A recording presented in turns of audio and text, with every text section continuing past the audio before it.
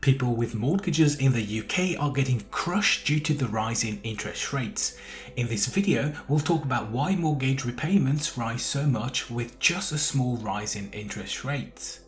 I'll also discuss why the solutions proposed by the Prime Minister are not really solutions in my opinion. First, let's take a scenario where you take a mortgage on a 400k property with a 10% deposit and a 3% interest rate for 25 years.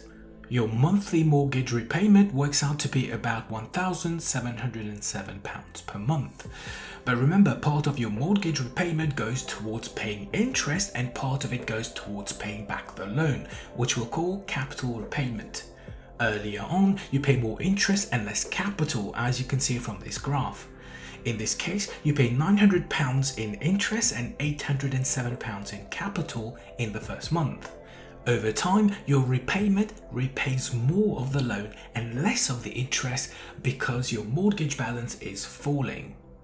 On a side note, the more of the loan you repay, the more of the house value you would own in case you had to sell. This is also known as mortgage equity. Here's a nice little article on mortgage equity from Halifax. Okay, so now we see how our repayment is split in terms of interest and capital repayments. So what happens when the interest rate rises from 3% to 4%? Well, your mortgage jumps to £1,900 a month, of which £1,200 is interest and £700 is capital repayments. At 6%, your total interest and capital repayments are £2,319, £1,800 and £519 respectively. Thus, as you can see, at higher interest rates, you build equity in your property more slowly. And intuitively that makes sense because more of your repayment is going towards interest with higher interest rates. Therefore, with higher interest rates, your mortgage goes up, your capital repayment goes down, meaning you're repaying the loan more slowly. This further translates into you owning less of the property because of the mortgage equity concept I alluded to earlier. Last week, Laura Kuenssberg from the BBC sat down with the UK Prime Minister to ask him about what he's doing to ease the squeeze. He mentioned two specific measures here. Firstly, extend the duration of the mortgage, and secondly, switch to an interest-only mortgage for 6 months. But take our example earlier. When you extend the mortgage from 25 years to 30 years, your monthly repayment does fall from £2,319 to £2,158 per month. But your total interest paid over the lifetime jumps from 335k to 417k. And if you choose a 35-year duration, your monthly repayment falls to £2,052 a month. But your total interest paid would then be 502k. So there is a catch to this and you should be aware. But what about the other solution put forward, that is, switch to an interest-only mortgage?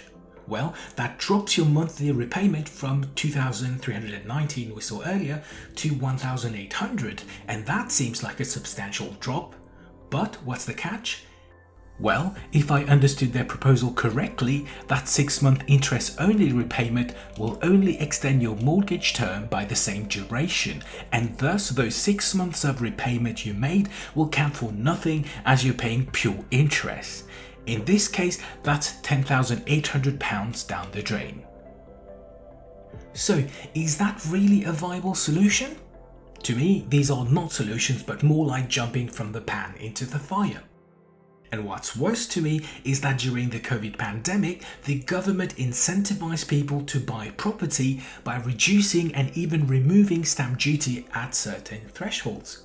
This naturally led to more people getting onto the property ladder as they thought they would save thousands, but little did they know it was a trap.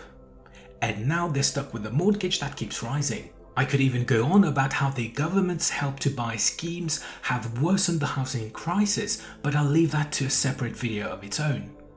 I know this sounds gloomy, but it's difficult to have a positive outlook when the recent tax changes means almost everybody will be paying more one way or another. And if you're about to retire and claim your state pension, well, the government has a special trap for you.